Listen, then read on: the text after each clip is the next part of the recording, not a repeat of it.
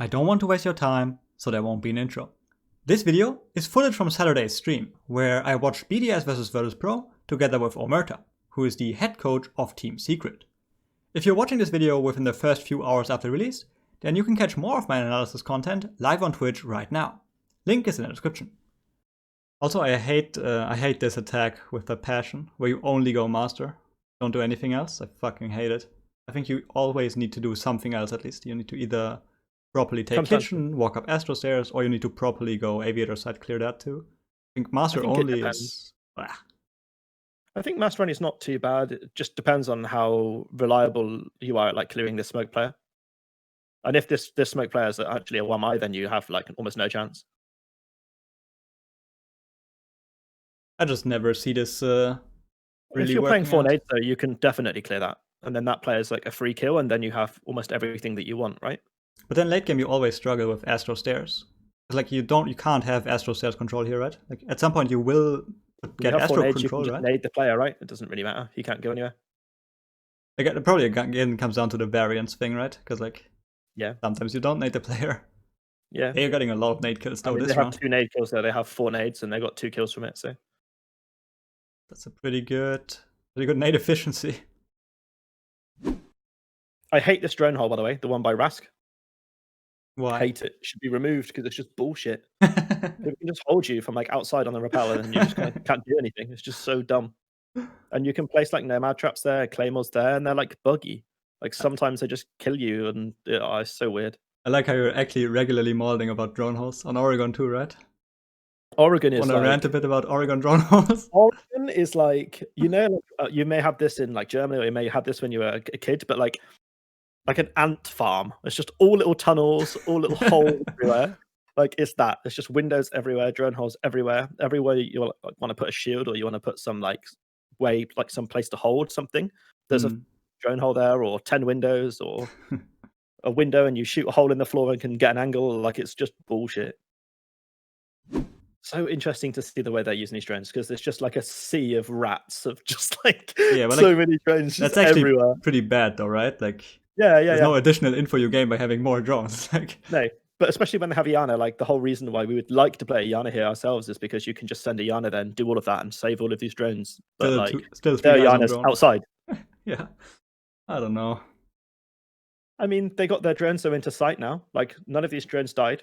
I think they lost 1 drone. That was it. 2 now. I still think this is defender sided though, because BDS doesn't get the SETI wall open. I still think this is fine. How many nade kills are they getting? I mean, loads. Because the thing is, as much as you don't like this kind of attack, it forces the defenders to sit in like the same 3 corners, and you can just nade them. And actually, the way that they rotated Rafale late onto like what we call the big window, the trophy window, is like actually key. Yeah, that's really necessary, right? I think if you go master only, right? Because then it's not master only anymore. No, it's just late rounds, then 1 guy somewhere. Still think this defender sided famous last words against BDS attacks. Actually true. Yeah, it's not wrong, to be fair. But you don't get like 100% nade kills on average, right? Like you're not averaging 2 nade kills on that attack. No, I don't think so. But if you think about the way that teams set up on this strategy, the whole strategy is to waste as much time in Astro as possible, right? So you push it with like 5 people, gives you all the utility that you need to clear it. So then you can guarantee that you get the kill there, and maybe you don't waste that much time, and you get rid of all of the ADSs. Then from that point on, you have sometimes 3 nades, maybe even 4 nades if you're playing like what BDS are playing right now. Where you can just then nade the players who are stuck in like the shit spots that they can't do anything about, like Milan's like just stood by the wall, like it has no ADSs there. He's just kind of trapped there, so it's like a free kill. He can either move and get killed by the window, or he can stay there and get naded, I guess. Yeah, I see it. It's actually not like totally stupid. Interested in this Amari pick. Oh no, what are they seeing? Because they think they it's actually possible that they know it's living. Because that's exactly what happened in the first game. Virtus Pro picked living as their 3rd side. But I don't see the Amaru rush. I also don't see it on kitchen. Oh, they're not going to go up the hatch on the bomb site. They're not doing this. There's no way they do this. They are. Holy shit, this is so big brain. They fucking are. Oh, I want this to succeed just because it's so fucking cool. I mean, it is really nice, but Damn. I don't know. I mean, once he's down 100%, like you win this round as long as you have all of this open. Yeah, it's really nice idea. I personally wanna congratulate Eagle Meese about that for that. It's a really nice idea. That's actually super cool. Because now it's very obvious, right? Like that Amaru pick was actually for living.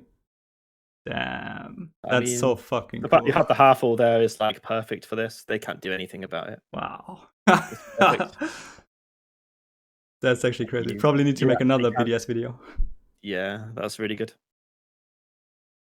Okay, so how does Virtus Pro play this now? Because like they've been getting naded a lot. You don't play like Rook Dog or something like that, right? That's probably a bit overkill. No. I think you don't reinforce like the east side of Astro to Trophy. No. So then you can play it. Then you can play it from Trophy. Yes. I think that's what I would do here. Do too. Yeah. Can't really Jaeger trick. That would be nice. That's impossible. I mean, you could just hold the bedroom and the closet hold. You could just do something like this. Yeah, they have 4 nades, but like one of their nades is like playing on Astro window. And at this point, you just want to change something, right? Yeah, yeah. I mean, this has been the biggest problem actually for both Empire and Virtus Pro, is that they're doing like basically the same defenses again and again and again, and they're always the kind of defenses where the other team will get faster at it. Like if you see how much time like BDS have wasted this time, it's like 0. Yeah, they're certainly a lot faster. So fast. Because now there's probably no nades left anymore, right? And now you can just retake Astro Sears. There we go. Yeah, that's kind of why I was saying earlier that like this is actually defender sided, even without Astro. Yeah, no, I could see that. I mean, if you don't land your nades on Milan, yeah, if you don't, that's the thing, right? When in a position to hold him, then a lot easier if you get 2 nade kills. Like now you can make nice 90 plays. If you count operators properly, you can make aggressive 90 plays on defense. I don't know why they're pushing in like this. I mean, not like your chances are going to increase at some point. I mean, if he just chills there, he can shoot C4s though. Like if you're planting on that spot, like basically the only way that you lose that round is if you get C4'd, right? Yeah. Okay. Yeah. I can see the. But I was saying like they should just go for plant, right? Like there's nothing. Oh, they have to. They can't do anything. Yeah, they have to play for the plant. But it was just the guy covering the plant, the sledge. Like he pushed in and tried to take like an aggressive gunfight. Yep. I don't know. It's really tough. It's like very easy, I guess, to sit here and watch like another team play it and say, "Oh, I should have done it this way." But like, it's like when you're actually the player, like in that situation, he did the smartest play like that he could do, you know. Yeah.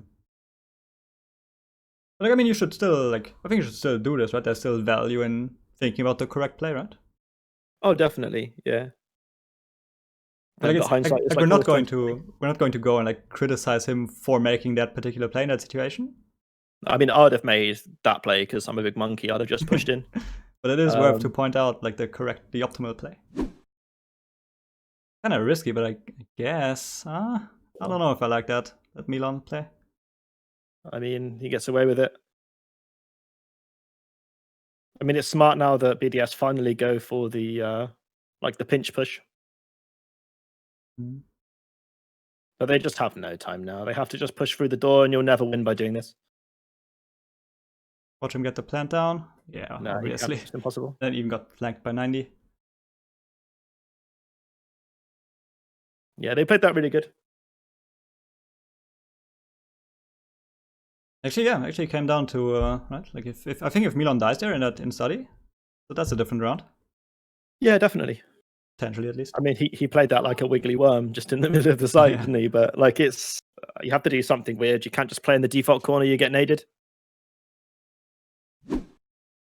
Okay, so I think last time Virtus Pro actually had this under control, but then they lost 3-3 in the retake.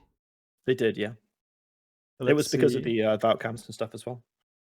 I'm very surprised to see Virtus Pro not actually commit to this IQ play. They did some, yes. Oh, they actually did try to open this wall, by the way. There was just a mute jammer on that. Yeah. It should have been gone, the mute jammer, though, right? Oh, it's still there, but they can destroy it because now it's gone. But now Virtus Pro players are also gone. Now Hibana's dead. Yeah. No Heartbreak. Shockwave's not going to run and do that. So no way. Wait.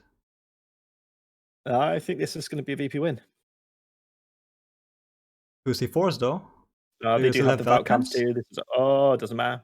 Great C4. Damn. Really mean, underrated C4s actually from that hallway. Like, we call this jungle, but like from jungle, it's really, really good C4s. You can get into both sides. I feel like it's actually pretty good adaptation, right? Like you know that you won't be able to hold on to Astro, but then you have then you play extra C4s and then you actively go below, right? Deny the plan because you know that you won't be able to hold on to site anyways. I think that's pretty nice. But that's the kind of thing about analysis, right? Like, I think a lot of people don't realize this, but so much of it is just like open to interpretation. Yeah. And even sometimes when you like interpret it one way, like you can see the logical side of it, right? But then like you ask the team and they're just like, oh no, that's like completely not the intention, you know? You're like, oh, okay. Yeah, I certainly hope that that people don't like take my word for gospel when I say things that I don't like, or because like I said, right, like I very much dislike that master only take, right? But you think it's totally fine, and like it's not. We've it's not won obvious. so many games of Villa by just monkeying people through that doorway and shooting people. Like, it's unbelievably easy to do. And like when I say like I dislike the master only thing, I never said it was bad or unplayable, right? It's just that I think it's actually worse than like Astrotech. I honestly believe that. But obviously I have no way of knowing, right? Like no one has a way of knowing in that sense. No, you don't. I like this from BDS, by the way. I like this where you take everything up until cash, but then you rotate 4 players over. Yeah, it's nice. If you now also get bathroom open, I think it's insanely strong. I think it is really nice, but I think the other team has to like literally let you have cash and stuff for you to be able to do this. Which Virtus Pro does. They did, yeah. I think this kind of analysis work like is what's really underrated, like where like an analyst can spot where like a team is just giving something for free or just a little weakness that a team has in some regards. Yeah, I feel like Rafal is like the only one who's consistently quiet, right? I mean, he spends a lot of the rounds like literally flicking between 3 drones and stuff. Yeah. I think. I mean, that's the thing, right? You can't like it's just impossible to have like 5-star players on a team. Like someone needs to hold drone. Someone needs to hold drone. I think it's unfair to say that Rafal isn't a star player. Like he is doing like all of the shitty jobs that no one else wants to do or can't. Like it's not a case of can't do, but like he's doing these jobs that frees everyone else up to do the things that they do great. Like, I mean, yeah, I'm sure you would, but at the same time, the meta is the meta. Like, has there ever been a meta in Siege that people didn't complain about in some regards? Like, there's always going to be something that people don't like about the meta. And like, if everything was fully balanced, there wouldn't be a meta, right? Like, it's always going to be operators that are stronger than others. There's always going to be like lines of play that are like strictly better than others. Like, of course, people will play those things. Do you think Mozzie Mute was better than? No, because I like being able to drone stuff and actually do things as a team and know what to do next. Like ultimately, like the utility meta is a lot of like problem solving, but when it was the Mute Mozzie meta, like you couldn't even do any problem solving because you couldn't see what even the problem was, you know? Yeah, I quite like I don't mind the current meta. I think it rewards people that think about what they're doing, rewards people that have a plan before they go into the game. Like, because I feel like a lot of these situations are like Pixel on Cafe. I think you can solve that if you think about what you're doing. If you coordinate the flashbangs, you coordinate the nades. I think it's possible to play it much more efficiently than people are doing right now. How many impacts are inside church? Is it just Maestro or is it Maestro and Melusi? You can impact trick that one. Oh, I think both are in there. Ah, that's kind of cool.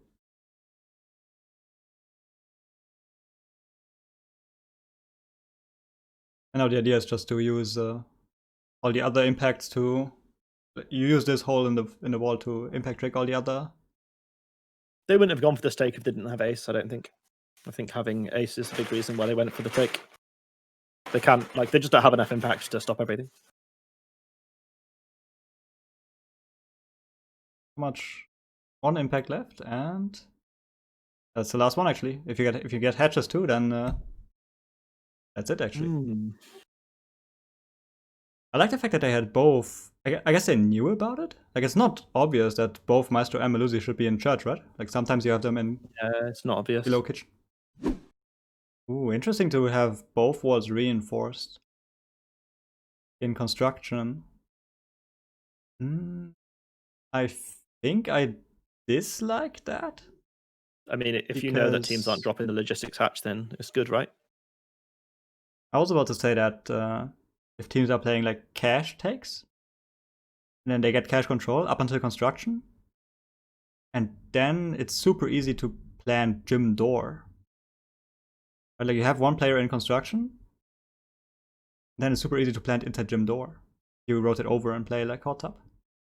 Actually, really interesting because normally they would like to play Shaiko Ooh. like on the catwalk, right, with the one single reinforcement and the rotate, and he would like play in CCTV. But I guess they just chose not to do that this time. Like they did this for like a really long time. Mhm. But this is actually like kind of nice what they're doing there. I get what you're saying about this like double reinforcement in logistics, but if they know that like no one is going to do that, then it's actually kind of fine. I feel like this goes even more. Like you go just go hot tub here, no? Get bathroom for free because that won't. Yeah, if you know that, like, I don't know. In game, I feel like I it's okay. I think you harder to can do. know because you want to get hot tub open anyways, right? Like hot tub should be Depends, not open every here. I team wants to. think hot tub should be I open mean, they have for to any hot reach. take. They should do. Even for this, hot tub should be open. I think hot tub is open. Yeah, hot tub is It is open. open. Yeah. Don't know. Mirror here would be nice though, right? Mhm. To be Mirror honest. would be. If you're playing this strat the way they're playing it, then mirror would have been really nice. And it's BDS is again like kind of giving away a lot of space. I feel like you just gotta fight at some point, right? Like they didn't fight office, they didn't fight cash, they didn't fight ooh, and they get rewarded in the end. Okay. I don't know. Well, GG, I guess. Looks like Wait, hey, they looks won. like BDS too strong. Yeah, that was fun, right? Wait. Alright, that's it for the video. If you enjoyed it, you should consider checking out my stream, where I'm currently reviewing BDS versus Team Empire. Link is in the description. Other than that, I hope you learned something new, and thanks for watching.